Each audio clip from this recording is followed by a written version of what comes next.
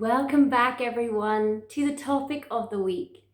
And the topic of the week this week is anxiety and also insecurity, because they very much go hand in hand.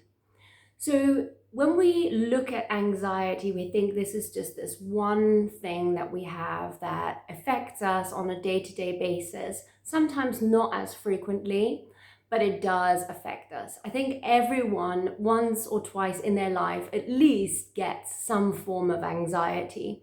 Whether it stays or not, that's the difference, right? Because sometimes it serves a purpose. So I've noticed in the sessions that I give with my clients that a lot of people feel like the anxiety is actually helping them. Consciously, they don't believe that. Consciously, you think, how is anxiety helping me? It is not helping me. It stops me from going out. I can't talk freely to people without drinking, or I feel insecure and analyzed and judged. I fear abandonment. I fear all of these things. I feel rejected and so on. And then I get anxious. How is this helping me? Well, anxiety serves a purpose in that it's basically stopping you from doing something that your mind thinks you might get hurt by. So let's say a first date. Oh, I feel so anxious and nervous about this date. Why do we feel that way? Maybe it's the unexpectedness. But if we change these words around, how we speak to ourselves, we can also say, I'm so excited. Because when we feel nervous, we get, the heart rate goes up, we get that fluttering in our stomach, and it's actually quite an uncomfortable feeling, hands sweating. But when we get excited, similar symptoms happen. So if we start telling our mind every time over and over again, I'm excited, I'm so excited, I'm excited, and so on, yes, it won't solve the problem, but we need to speak to ourselves in a kinder and more positive way. Positive self-talk does make a difference. So why did I choose insecurity and anxiety? So because I specialize in anxiety, I've noticed that so many of my clients are highly insecure. They have a fear of judgment, a fear of abandonment, rejection comes up a lot. And so there are always old wounds that were, first of all, that caused this. So let's say we've got a 6 or 7-year-old girl, and this little girl was criticized a lot by her parents, or she was criticized in school or by her siblings, or even in class. It doesn't always need to be the parents that are to blame. We're not blaming anyone. We're just stating, where did this come from? Where did this wound of insecurity, of a fear of judgment, a fear of being analyzed or criticized come from? That's what we want to figure out. We want to find out, where is this pain coming from? And then once we know this, once we see this, we can start closing up those wounds and start reprogramming your subconscious mind to believe that I love myself just the way I am. I approve of myself. I validate myself. Because a lot of us speak to ourselves in a very negative and horrible way. If you were your own best friend, would your best friend stay with you for very long? I don't think so, because of the way you speak to yourself. And I don't mean you necessarily, it's just some of us. So how can we change this? How can we let go of these horrible feelings of anxiety? So I'd love to give you a little task.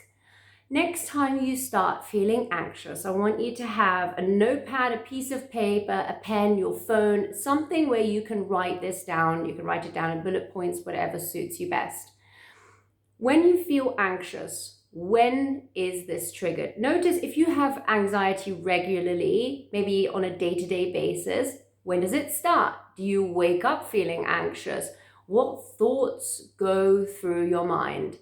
I need to go to the supermarket. Oh, why do I feel anxious now? What is it about the supermarket that makes me feel anxious? Is it because there are a lot of people that I don't know? Does it make me feel unsafe? Go within yourself and try and write down, what are the triggers? What are your habits? How do you speak to yourself when you are anxious? Are you making it worse by saying things like, I feel so anxious, oh, I don't know what to do, oh God, I can't get rid of this anxiety, it's my anxiety that's not going to make it better. And it's a natural response because we feel powerless, we feel out of control, we feel insecure, we don't feel safe, held, supported, and protected. Anxiety can creep up in so many different ways. And I've noticed that rejection is a massive trigger for anxiety, which is strange, right? So in an RTT hypnotherapy session, I want to find out what the cause for this is. What beliefs, what negative limiting beliefs were formed in your childhood or in the past that caused you to have this anxiety.